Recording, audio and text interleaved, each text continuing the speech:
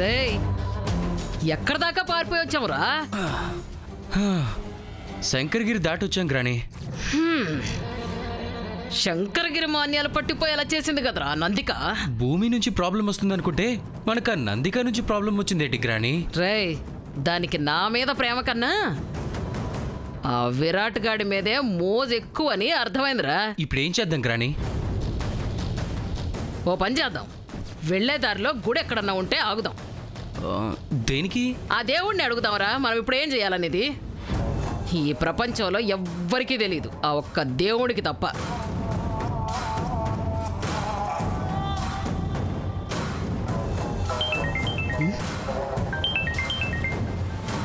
చూడు, balance అయిపోద్దని ఇందాకెప్పుడో missed call ఇస్తే ఇప్పుడు ఫోన్ చేస్తాను చూడు. ఇది ఉండు, మాట్లాడేసి వస్తా.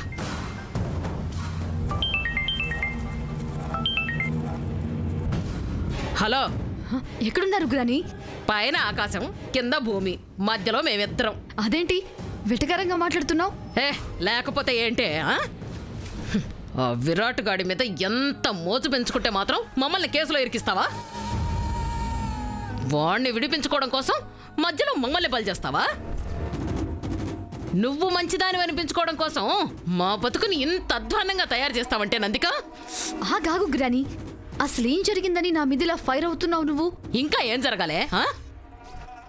డమ్మీ గన్ని మార్చి ఒరిజినల్ గన్ పెట్టిన సంగతి నువ్వు కోర్టులో చెబితేనే కదా మేమిలా పారిపోయి రావాల్సి వచ్చింది. కోర్టు తీర్పు పూర్తయ్యేదాకా ఉంటే కదా నీకు పూర్తిగా తెలిసేది. గన్ మార్చినప్పుడు నేను కూడా ఉన్నాను, కానీ అదంతా ఎడిట్ చేసి తీసి పారేసి మనం ఎవరూ కనపడకుండా మేనేజ్ చేశాను. నిజమా నందిక? పెన్ డ్రైవ్ లో గన్ మార్చినట్టే ఉందే తప్ప ఎవరు మార్చారనేది క్లియర్గా లేదు. అవునా?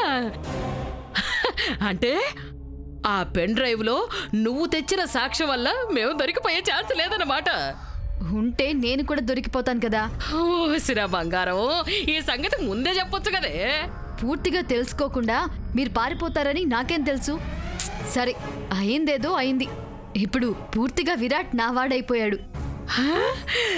రేపో మాపో నా అత్త అదే ఆ తారాదేవితో మాట్లాడి ముహూర్తాలు పెట్టించమంటాను. అవునా? చాలా సంతోషం. నా పెళ్లి వంకతో మళ్ళీ నిన్ను ఎలాగైనా మన ఇంటికి రప్పిస్తాను, సరేనా? అబ్బబ్బబ్బబ్బబ్బ, ఎంత మంచి వార్త చెప్పావే మా తల్లే, మా బంగారమే. నా సంరక్షణలో పెరిగినందుకు ఈ రోజు నువ్వెంత ప్రయోజకురాలివయ్యావో అర్థమవుతుంది. అంతేకాదు, నిజంగానే ఆ భూమి దగ్గర ఒరిజినల్ సాక్ష్యాలు ఉన్నట్టు నాకు అర్థమైంది. అది నోరు విప్పకముందే దాన్ని ఏదో ఒకటి చేసి దాన్ని ఈ ఊరు వదిలిపెట్టి వెళ్ళిపోయేలా నేను చేస్తాను. శుభం. హరి ఓం తత్సం. నువ్వు తలుచుకుంటే ఏవైనా చేస్తావని నాకు అర్థమైంది నందిక. సరే, ఉంటాను. సరే అయితే, చాలా హ్యాపీ న్యూస్. ఉంటానే. అమ్మా, అలాంటి వాళ్ళది నిజమైన ప్రేమ కాదు, అది వ్యామోహం. ఎగ్జాక్ట్లీ చిన్నత్త, నిజంగా ప్రేమించుకున్న వాళ్ళు అలా చేయరు. ఎంత మనసు విరిగిపోతే కన్న కూతుర్ని పట్టుకొని మా దృష్టిలో చచ్చిపోయా ఉంటుందా తల్లి? అది సరే అమ్మా, తన కూతురుతో తన మాట అనేటప్పుడు ఆమె మాటల్లో వ్యథ, కళ్ళల్లో బాధ గమనించావమ్మా? పెద్దబాబుకు బర్త్డే విషెస్ చెప్పు కూడా వెళ్ళాం కదా. ఊరికే ఎలా కాలిపోతుంది? మంట పెడితేనో పడితేనో తగలబడుతుంది.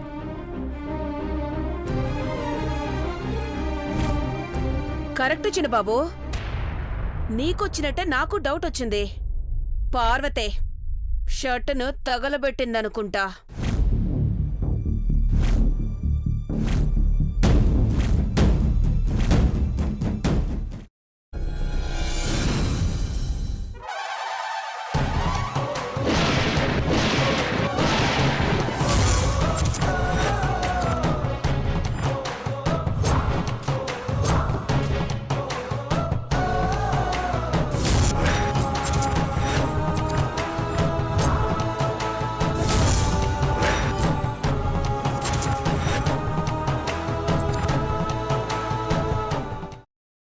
తర్వాత పొట్టు తీసేసి చాప్ చేసి పక్కన పెట్టుకోవాలి.